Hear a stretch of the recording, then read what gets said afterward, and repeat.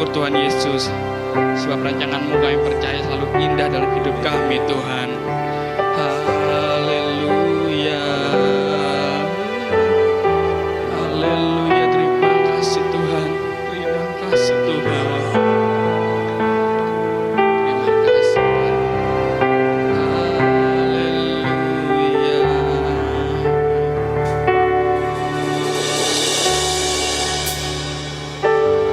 Banyak yang Kau perbuat, amin Tuhan, di dalam hidupku.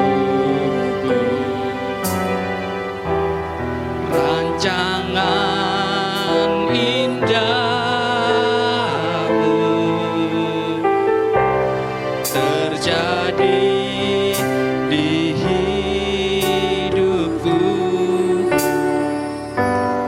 Bapa yang mengerti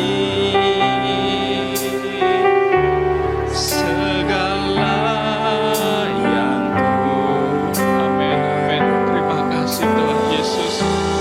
Kasih-Mu sempurna,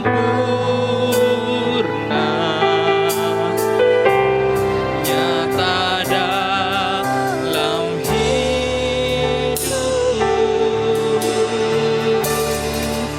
Ku bersyukur Bapa, amin Tuhan, benar Tuhan. Ini ucapan syukur kami di hadapan-Mu Tuhan. Terima kasih Yesus, buat kasih setia-Mu di dalam hidupku. Ku bersyukur Tuhan, haleluya. Ku bersyukur Bapa, ku bersyukur Tuhan.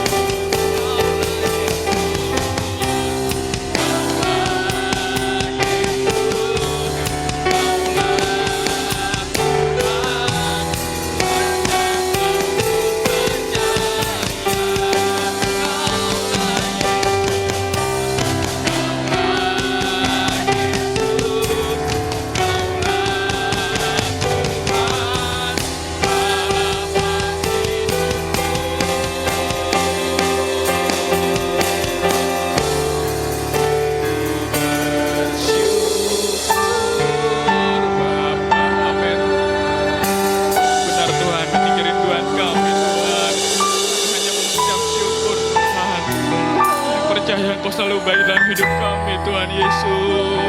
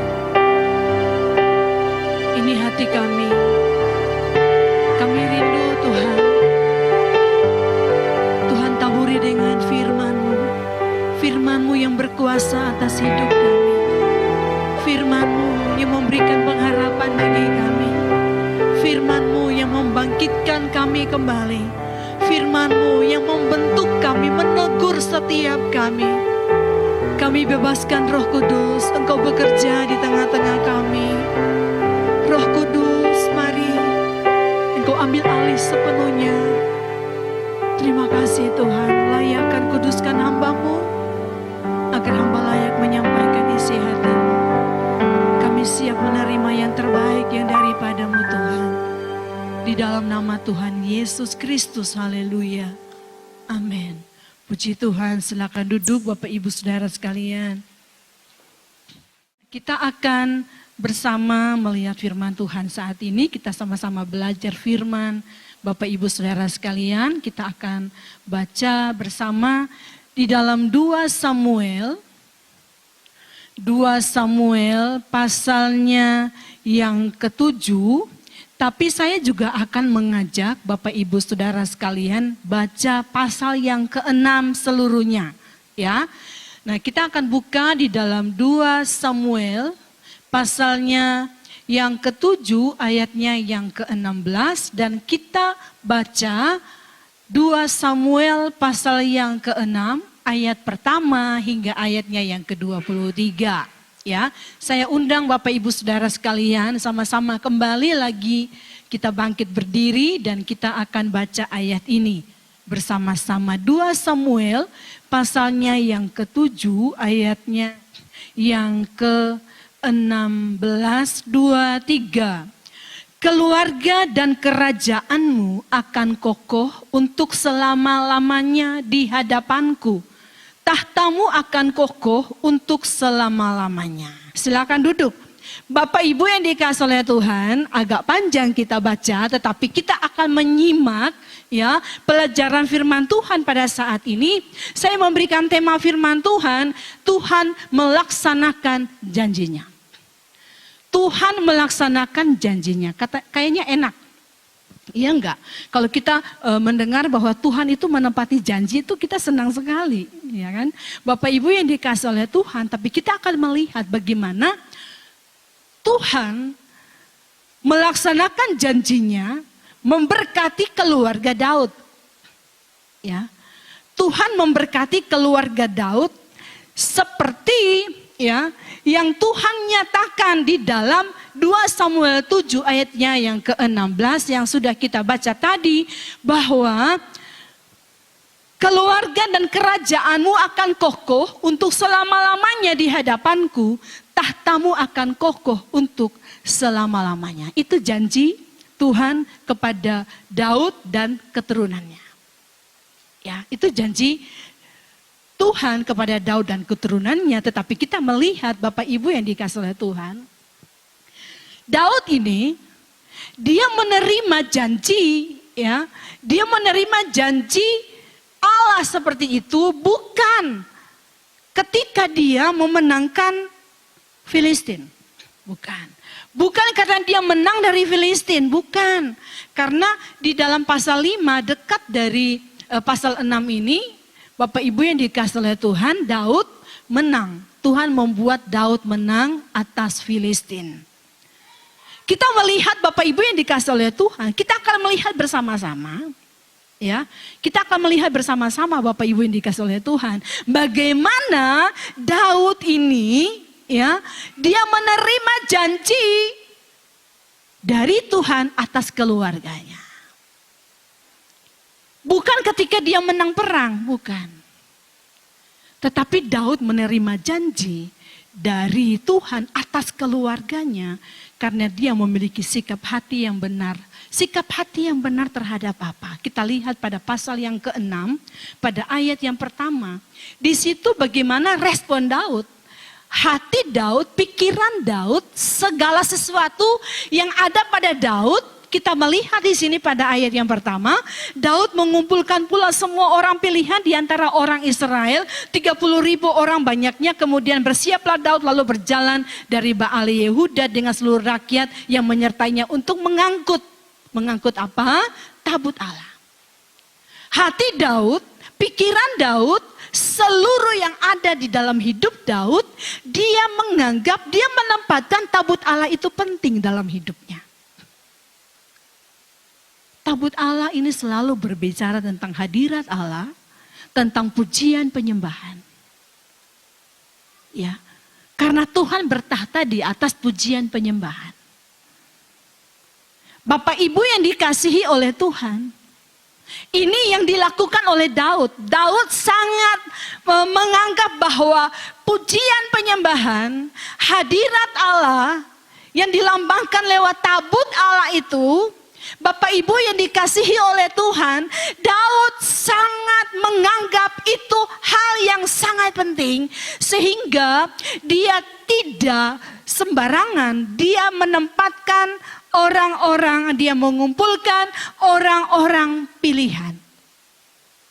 Alkitab mencatat di sini Daud mengumpulkan pula semua orang pilihan di antara orang Israel. Kita adalah orang-orang pilihan, amin. Kita adalah orang-orang pilihan. Berarti kita ditempatkan untuk bersama-sama mengangkat atau bersama-sama untuk kita menikmati yang namanya hadirat Allah. Kita adalah orang-orang pilihan. Kalau orang-orang pilihan, jangan sembarangan. Di sini, saya pribadi, kami hamba-hamba Tuhan, pelayan-pelayan Tuhan, ya, baik itu singers, pemusik, pendoa, ya, semua kita yang melayani, kita itu adalah orang-orang pilihan yang ada dekat dengan tabut Allah. Ya, yang ada dekat dengan tabut Allah. Tuhan mau ketika tabut Allah ada, kita harus melakukannya dengan benar. Harus melakukannya dengan benar. Daud sudah menempatkan tabut Allah itu, ya, meresponi, memposisikan hatinya. Tabut Allah itu istimewa. Sehingga dia mengumpulkan semua orang pilihan di antara orang Israel. 30.000 orang banyaknya, bayangkan. 30.000 orang banyaknya untuk tabut Allah itu. Tetapi Bapak Ibu yang dikasih oleh Tuhan, kita melihat di situ ada Usa, anak dari Abinadab. Dan apa yang terjadi ketika Usa berusaha untuk memegang tabut Allah itu ketika mulai tergelincir karena tabut Allah itu ditaruh. Ya, di sini Alkitab kembali menjelaskan menaikkan tabut Allah itu pada ayat yang ketiga ke dalam kereta yang baru setelah mengangkatnya. Itu kereta baru, bukan kereta bekas. Ya, kereta yang baru. Ditaruh di kereta yang baru, bukan kereta bekas. Berarti mereka sedang menyikapi, mereka sedang meresponi, mereka sedang menaruh hati, menempatkan tabut Allah itu adalah sesuatu yang istimewa. Benar, melakukan dengan baik. Tetapi Bapak Ibu yang dikasih oleh Tuhan, caranya salah. Ketika tabut Allah itu ditaruh di kereta, tabut Allah itu harus diusung. Ya. Jangan menggampangkan. Jangan menggampangkan sesuatu. Jangan menggampangkan hadirat Allah. Amin. Jangan kita menggampangkan, mengentengkan hadirat Allah. Mungkin kita bersuka cita, kita bisa menari di hadapan Tuhan. Kita dengan memiliki musik yang lengkap, kita bisa memainkan musik dengan lengkap. Tapi sekali lagi, jangan mengentengkan hadirat Allah. Kita adalah orang-orang pilihan, amin. Jemaat Tuhan adalah orang-orang pilihan. Kita bersama-sama, kita menari, kita memuji, memuliakan Tuhan, kita bertepuk tangan. Kita sedang mengagungkan Tuhan. Kita sedang mengistimewakan, tapi hati-hati jangan dengan cara yang salah. Ya, jangan dengan cara yang salah. Bapak Ibu yang dikasihi oleh Tuhan, di dalam melayani Tuhan, dijauhkan dari setiap kita. Yang penting kita datang melayani. Tetapi dari hati ini, bukan hanya sekedar taruh di atas kereta yang baru, bukan. Tapi caranya harus tepat. Sikap hati kita. Ya, sikap hati kita di hadapan Tuhan.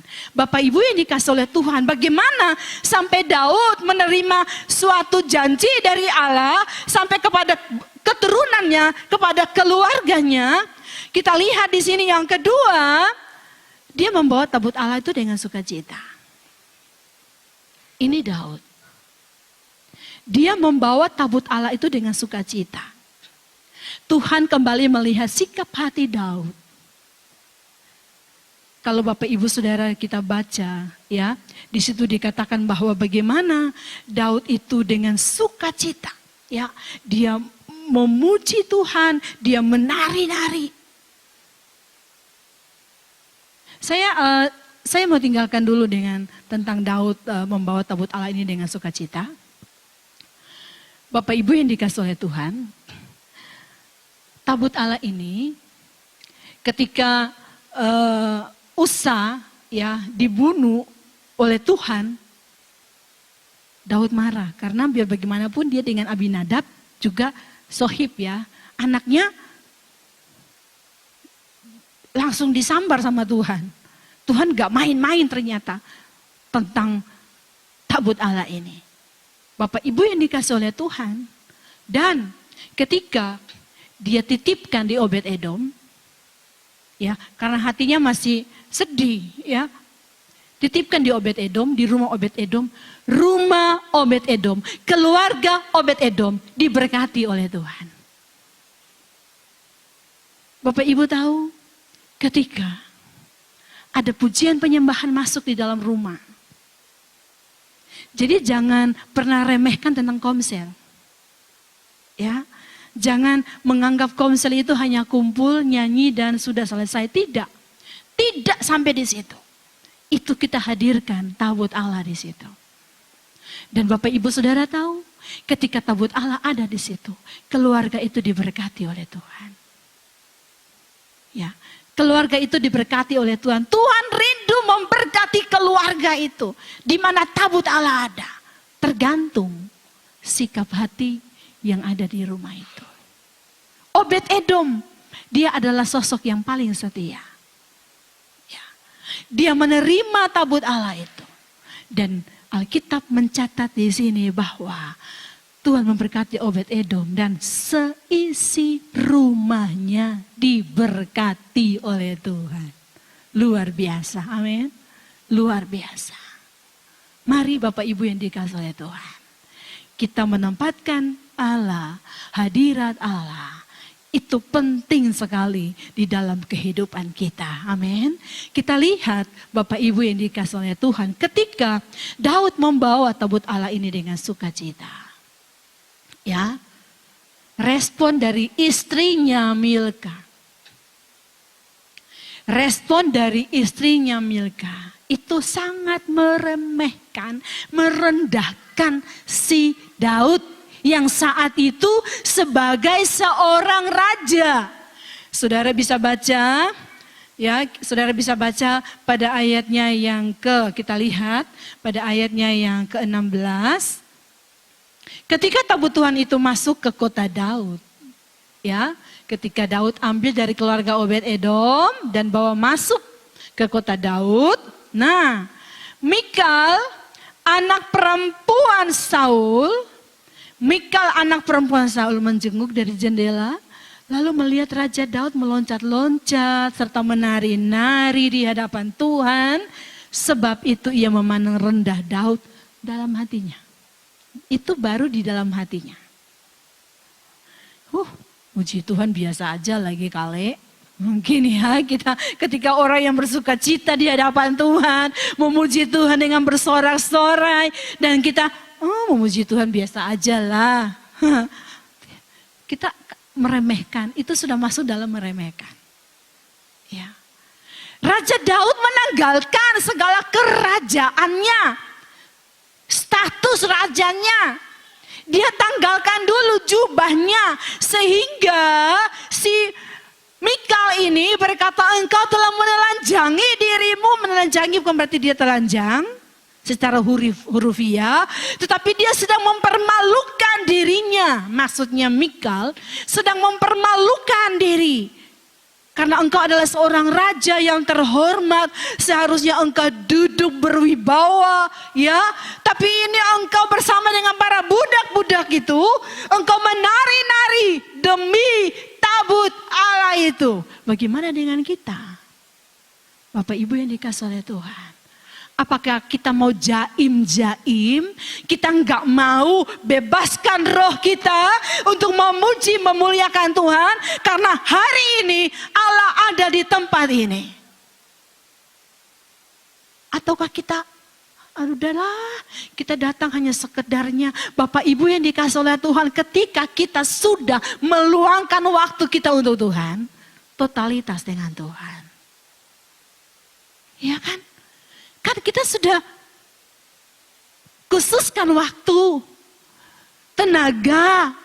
Bapak Ibu Saudara, kita datang ke tempat ini.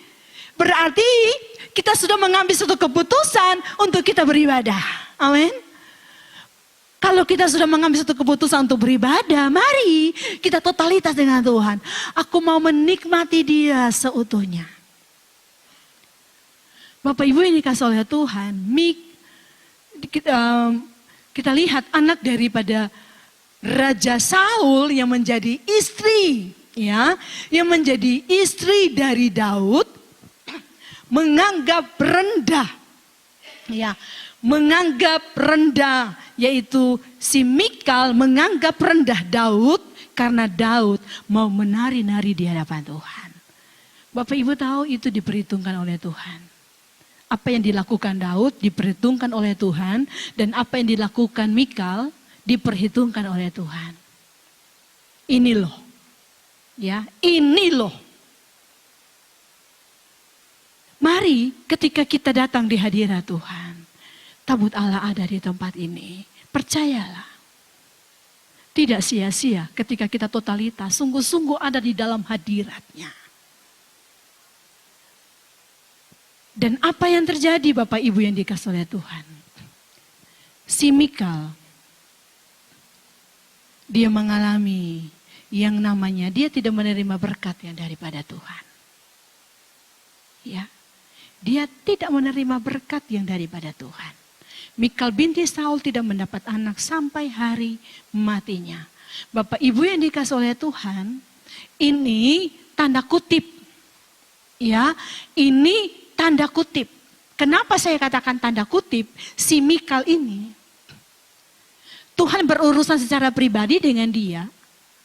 Tuhan menentang hidupnya karena dia meremehkan hadirat Tuhan. Ya.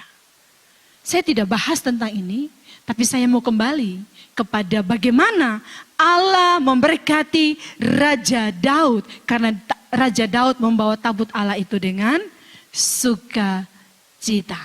Ya. Yang ketiga, dengan sikap hati yang benar, yang bagaimana Daud mempersembahkan korban bakaran dan keselamatan. Pada ayat yang ke-17 dari pasal 6 ini. Daud mempersembahkan korban bakaran dan keselamatan. Bapak Ibu yang dikasih oleh Tuhan, yang namanya korban, itu berarti bayar harga. Ya. Yang namanya korban, itu berarti bayar harga. Hatinya naik di hadapan Tuhan, dia mempersembahkan korban di hadapan Tuhan. Karena dia bersyukur bahwa sungguh Allah yang dia sembah, Allah yang luar biasa ketika dia membawa tabut Allah itu masuk di kotanya. Dia mempersembahkan korban bakaran dan korban keselamatan di hadapan Tuhan. Dan saudara, dikatakan pada ayat 18-19, dia memberkati. Dia memberkati rakyatnya. Dia memberkati seluruh khalayak ramai Israel. Baik itu laki-laki maupun perempuan. Ya, dia memberkati. Dan di sini dicatat, di sini dia memberkati itu demi nama Tuhan. Ya, dia memberkati seluruh Israel. Bukan supaya Israel, rakyat Israel itu memuji dia, dermawan. Bukan. Tapi dia melakukan itu untuk apa? Demi nama Tuhan. Lakukan segala sesuatu untuk Tuhan. Amin. Kolose 3 ayat 23. Apapun yang engkau kerjakan, lakukanlah semuanya itu untuk Tuhan. Ya, Bapak Ibu, ini yang dilakukan Daud. Dia memberkati rakyat demi nama Tuhan, bukan untuk nama pribadi. Inilah yang membuat dia diberkati. Keturunannya, itu janji Tuhan loh ya. Tuhan melaksanakan janjinya, dia memberkati keturunan. Tapi nanti kita akan melihat bagaimana keturunan yang meresponi janji Tuhan itu. Ya, kita melihat pada bagian yang kelima, Daud itu menghargai keluarganya. Ya. Daud itu sangat menghargai keluarganya dan memiliki komitmen untuk Tuhan. pada ayat yang ke-20 sampai ayat yang ke-22, kita perhatikan ayat 20, ketika Daud pulang untuk memberi salam kepada seisi rumahnya. Kembali lagi.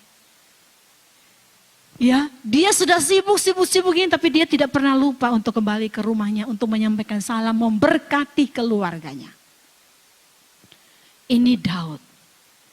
Daud sangat menghargai keluarganya. Tapi tidak memberhalakan keluarga. Jangan sampai berhalakan. Berhalakan ini maksudnya begini. Kita menempatkan keluarga itu di atas daripada Tuhan. Ini Tuhan gak mau. Ya, karena Tuhan yang menjadikan keluarga. Iya kan? Tuhan yang menjadikan keluarga. Jadi Tuhan mau dia di atas, kedua keluarga. Dia di atas segala-galanya, baru keluarga, baru yang lainnya. Ya, jangan dibolak-balik. Ini yang penting, ini yang harus kita utamakan. Tapi bukan juga berarti kita katakan bahwa oh ya saya mau melayani Tuhan, jadi 24 jam itu di gereja. Salah juga, bukan seperti itu. Ya, tetapi dalam sikap meresponi apapun yang kita lakukan, hati kita ini pokoknya aku mau mengutamakan Tuhan. Tuhan taruh beban di hatimu, lakukan. Ya, lakukan. Jangan, aduh tapi nanti keluargaku begini. Enggak, Tuhan taruh di hatimu itu berarti engkau lakukan. Lakukan, baru engkau melakukan untuk keluargamu. Seperti Raja Daud. Dia mengutamakan tabut Allah itu. Ya, dia mengutamakan memberikan korban persembahan, korban bakaran, korban keselamatan. Setelah itu dia datang dan dia menyalami, dia memberkati keluarganya, seisi rumahnya. Bapak Ibu yang dikasih oleh Tuhan, dan itu terjadi janji Tuhan di dalam kehidupannya. Daud menghargai keluarganya, tetapi dia juga miliki komitmen untuk Tuhan. Ya, dia miliki komitmen untuk Tuhan. Bapak Ibu yang dikasih oleh Tuhan, kita lihat di sini. Kenapa saya katakan dia memiliki komitmen untuk Tuhan? Karena ketika istrinya, nah ini kita para istri hati-hati. Ketika suami kita mulai maju di dalam Tuhan, dorong dia. Ya, dorong dia. Ya, dorong dia. Karena apa? Kita ini penolong. Suami kita itu kadang-kala lemah. Lemahnya itu apa? Dia itu nggak tega dengan kita. Ya, dia itu nggak tega dengan kita. Dorong supaya suami kita itu semangat di dalam Tuhan. Amin. Suami kita itu semangat di dalam Tuhan. Bapak Ibu yang dikasih oleh Tuhan, si Mikal ini dia ngata-ngatain si Daud. Ya. Dia mulai melemahkan hati Daud, respon Daud, sikap hati Daud kepada Tuhan. Si Mikal ini. Karena apa? Karena memang pola asuhnya juga dari Saul. Ya, karena pola asuh dari Saul. Nah, ini dia mau terapkan, makanya hati-hati, mari kita harus bina, harus kuat sama-sama, kuat suami istri, kuat di dalam Tuhan. Ya, harus kuat di dalam Tuhan. Si Mikal ini mulai memperdaya. Dia mulai mempengaruhi hati daripada Daud. Ya, betapa raja orang Israel. Ayat 20 saudara bisa baca. Betapa raja orang Israel yang menelanjangi dirinya pada hari ini di depan mata budak-budak perempuan para hambanya, merasa dirinya terhormat pada hari ini seperti orang hina dengan tidak malu-malu menelanjangi dirinya. Ya, dia sedang menertawakan suaminya. Tetapi suaminya kokoh punya komitmen di hadapan Tuhan. Ya, dia tidak terpengaruh. Para imam, engkau punya urusan iman dengan Tuhan dan imanmu itu akan memberkati keluargamu. Ya. Para imam sekali lagi, mari perbaiki komitmen kita di hadapan Tuhan. Jangan asal-asalan ikut Tuhan. Jangan hanya sekedar ya kita, oh ya saya ini Kristen sudah selesai. Tidak, tapi kita harus bertumbuh dan berbuah. Terus bertumbuh. Ya, jadi kita perhatikan iman kita, komitmen kita. Ini penting sekali komitmen. Ketika kita punya komitmen iman kita dengan Tuhan kita kuat, kita tidak mudah terpengaruh dengan lingkungan yang melemahkan kita. Kadang-kala kan kita selesai kerja itu kan kita capek. Iya enggak? Capek. Saya pernah berada di posisi Bapak Ibu Saudara sekalian. Ketika masih menjadi jemaat. Tetapi tugas dibebankan oleh hamba Tuhan kepada saya. Saya merasa bahwa itu adalah sesuatu yang wow, yang luar biasa. Dan saya tahu itu Roh Kudus yang taruh di dalam hati saya. Untuk berapi-api seperti itu. Karena kita membuka hati untuk dipakai. Ya, kalau kita membuka hati untuk dipakai, itu Tuhan akan tambahkan siram lagi. Ya, Tuhan akan tambahkan minyak baru lagi. Sehingga kita mempunyai roh yang menyala-nyala melayani Tuhan. Kalau kita sudah, lesoh, malas, ya, mau melakukan ini dan itu kayaknya tidak bersemangat untuk Tuhan. Itu berarti kita sedang menutup hati kita rapat-rapat dari curahan Roh Kudus itu yang Tuhan mau curahkan. Karena Tuhan selalu membaharui kok. Saudara percaya setiap hari Tuhan membaharui roh kita? Saudara percaya Tuhan begitu rindu memperbaharui roh kita. Sehingga ada api yang baru. Untuk selalu menyala-nyala. Untuk kita melayani Tuhan. Melayani Tuhan bukan hanya untuk di gereja. Tapi dimanapun dalam pekerjaan. Jadi saksinya Tuhan. Ya, di mana aja dalam rumah tangga kita melayani Tuhan. Lakukan untuk Tuhan. Semuanya lakukan untuk Tuhan. Daud menghargai keluarganya dan dia memiliki komitmen dengan Tuhan. Bapak Ibu yang dikasihi oleh Tuhan, itu adalah janji. Kita baca dalam 2 Samuel 7 tadi, ayat yang ke-16. Bahwa Tuhan berjanji, keluarga dan kerajaanmu akan kokoh untuk selama-lamanya di hadapanku. Tahtamu akan kokoh untuk selama-lamanya. Itu janji Tuhan. Selama-lamanya.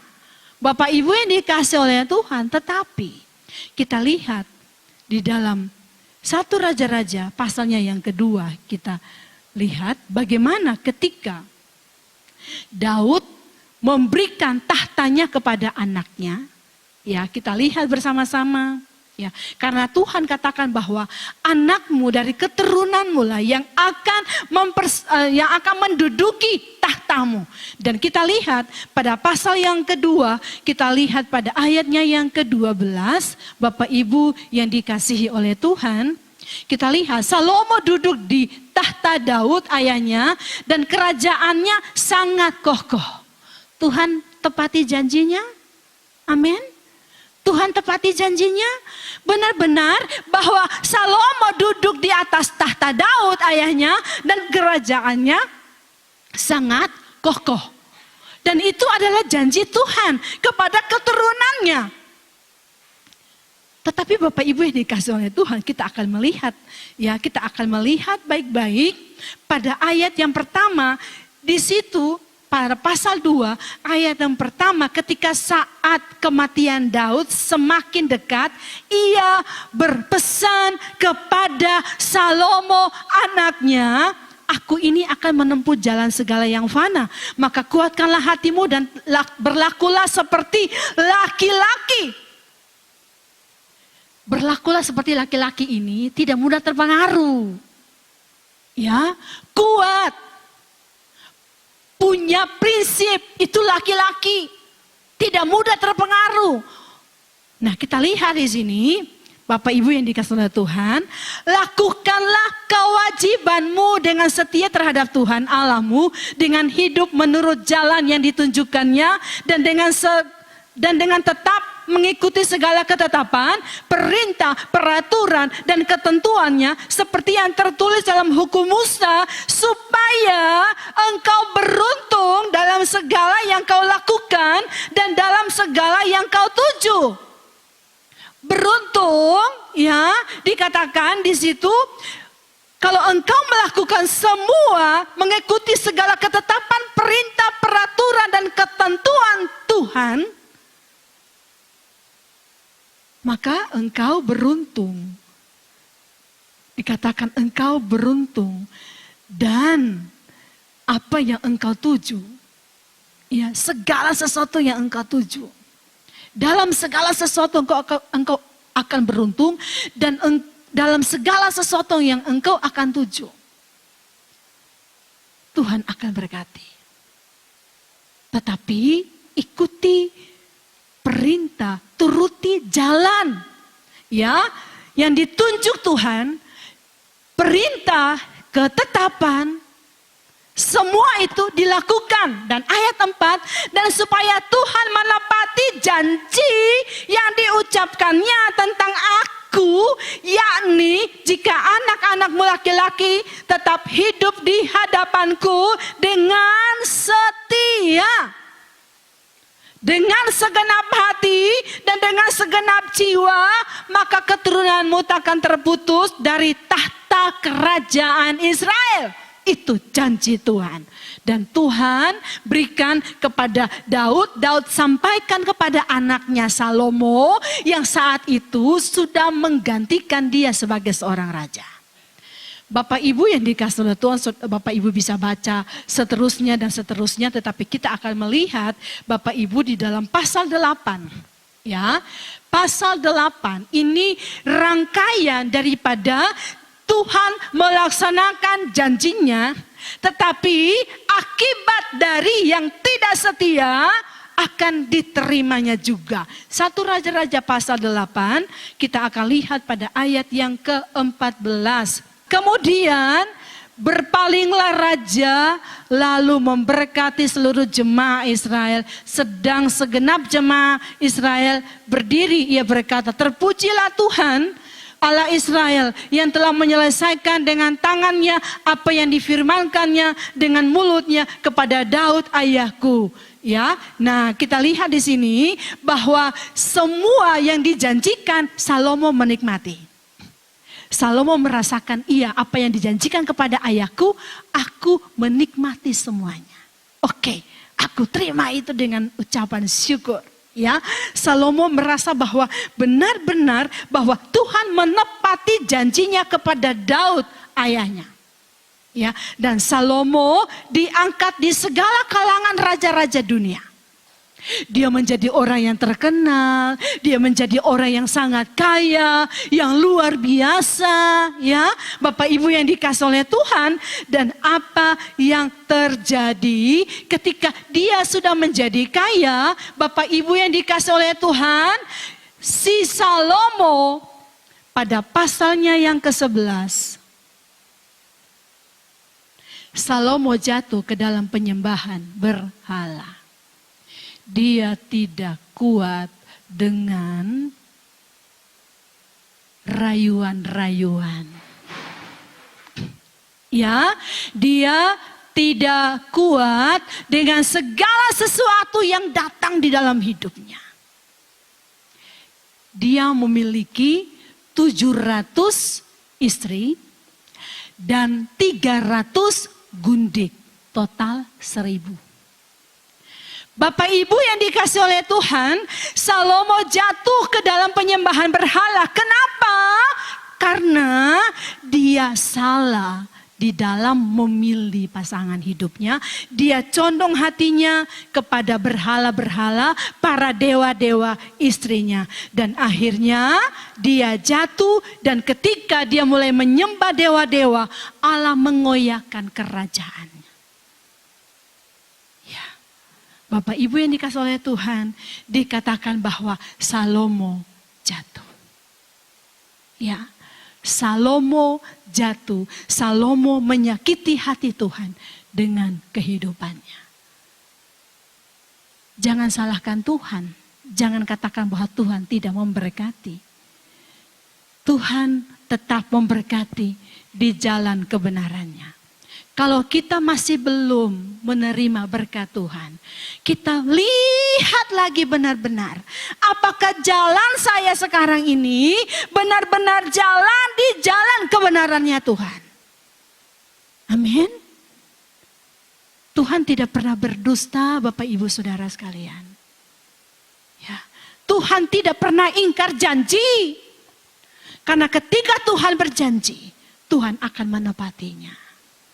Ya. Ketika Tuhan berjanji, maka Tuhan akan menepatinya. Tetapi seringkali kitalah yang menyimpang.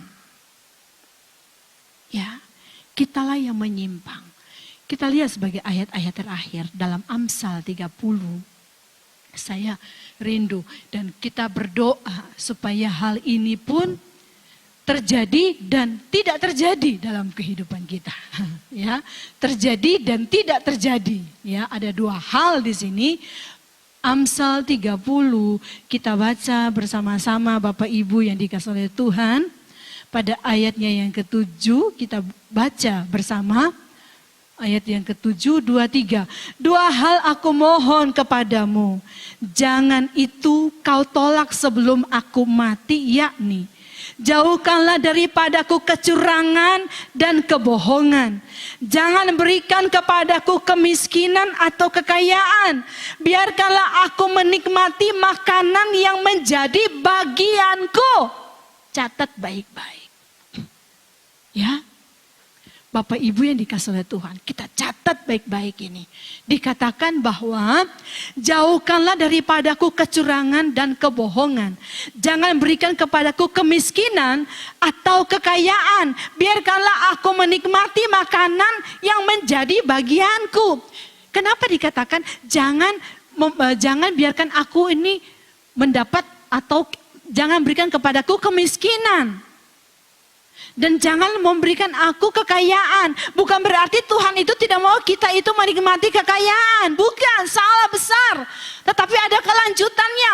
Biarkanlah aku menikmati makanan yang menjadi bagianku. Jangan sampai kita kaya karena itu kita menikmati bagiannya orang. Tuhan gak mau. Tuhan gak mau. Ya. Jangan kita menikmati kemiskinan karena kemalasan kita. Itu juga Tuhan tidak mau. Kita baca seterusnya. Bapak Ibu yang dikasihi oleh Tuhan. Ayat yang 9. Supaya kalau aku kenyang, aku tidak menyangkalmu. Ini loh. Supaya ketika aku kenyang, Salomo kekenyangan dengan harta. Salomo kekenyangan dengan ketenarannya sebagai seorang raja yang diangkat Tuhan. Itu Salomo. Ya. Apa yang Tuhan berikan kepada kita. Kita syukuri, lakukan semua dengan benar. Ya, lakukan semua dengan benar.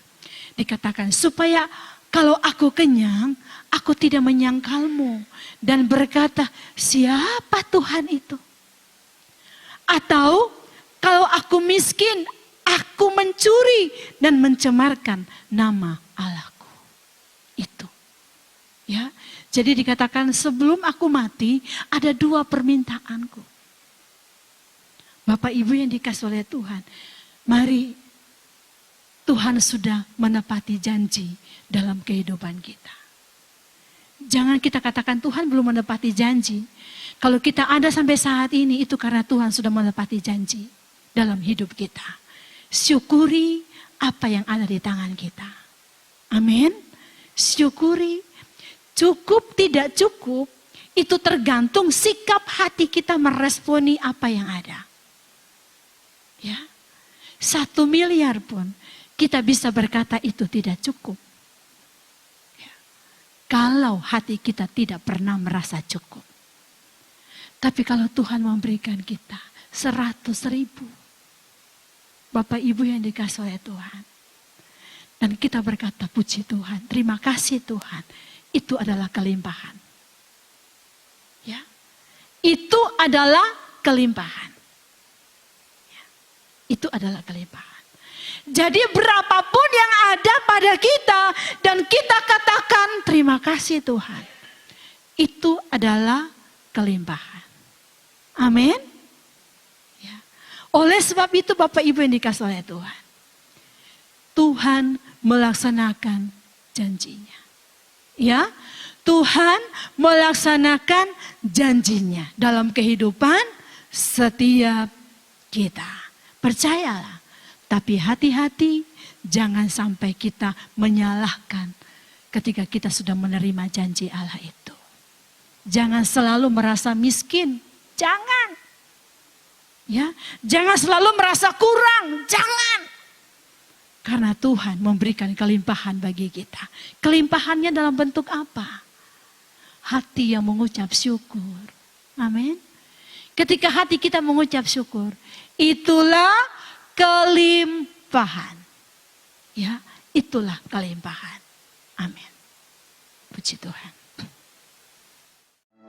Hidupku, aku tidak mau dipengaruhi oleh hal-hal di luar, hal-hal lingkungan yang mau mematahkan imanku kepada. Oleh sebab itu, kita mau katakan kepada Tuhan, Tuhan, dalam segala keadaan, Engkau tetap Tuhan di dalam hidup. Jangan sampai janji-janji Tuhan, berkat-berkat Tuhan malah menjauhkan kita dari Tuhan. Ingat, Daud menerima berkat yang daripada Tuhan. Karena dia memiliki sikap hati yang benar. Dia menghargai tabut Allah. Dia menghargai hadirat Allah. Dia menghargai segala sesuatu yang Tuhan berikan. Dia tidak pernah meremehkan apa yang Tuhan percayakan. Mungkin Tuhan percayakan dalam pelayanan. Tuhan mempercayakan itu, kita mendoakan jemaat yang lainnya. Lakukan dengan setia.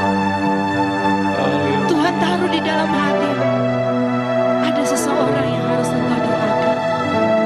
Doakan, lakukan dengan setia. Apapun yang Tuhan percayakan kepada kita, lakukanlah dengan setia.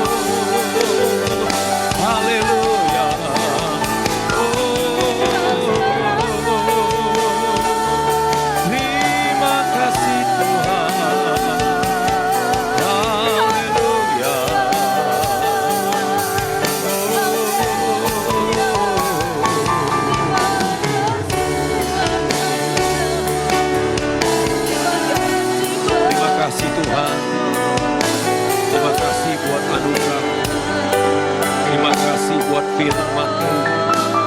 Terima kasih buat semuanya. Biarlah kami belajar dari apa yang Tuhan sudah firmankan kepada kami hari ini.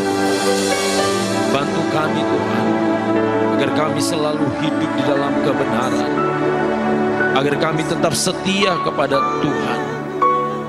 Biarlah hidup kami hidup yang menyembah di dalam Tuhan. Terima kasih Tuhan, memberkati hamba-Mu yang sudah menyampaikan kebenaran firman-Mu. Memberkati jemaat-jemaat-Mu Tuhan yang sudah hadir, yang sudah memuji Tuhan, yang sudah melayani Tuhan. Mungkin saat ini ada yang datang dengan sakit, Tuhan jamah, Tuhan sembuhkan di dalam nama Yesus. Mungkin ada yang datang dengan berbeban berat, mari Tuhan selesaikan setiap masalah persoalan yang dihadapi dengan cara Tuhan. Terima kasih Tuhan, saudara-saudara kami yang tidak sempat hadir hari ini, Tuhan jamah hati mereka. Tuhan bawa kembali, tarik setiap roh untuk datang beribadah bersama-sama ya Tuhan. Yang lemah Engkau kuatkan, yang susah Engkau hiburkan, semangat yang patah Engkau bangkitkan kembali ya Tuhan. Berkati umat-umat-Mu dalam pekerjaan, dalam keluarga, dalam rumah tangga. Bangsa dan negara kami, kota kami serahkan ke dalam tangan Tuhan. Tuhan yang memberkati gereja-Mu di tempat ini Tuhan. Tuhan juga yang memberkati dan menjadikan berkat ya Tuhan.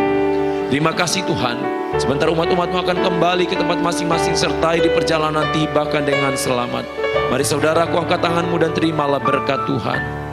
Tuhan melindungi engkau, Tuhan menghadapkan wajahnya kepada engkau dan memberi engkau damai sejahtera. Biarlah engkau pulang dengan membawa segala kebaikan, sukacita Allah yang melimpah, yang khusus, yang tidak terbatas. Di dalam nama Bapa, Putra dan Roh Kudus, yaitu di dalam nama Tuhan Yesus Kristus, sama-sama kita yang percaya katakan amin. Tuhan memberkati.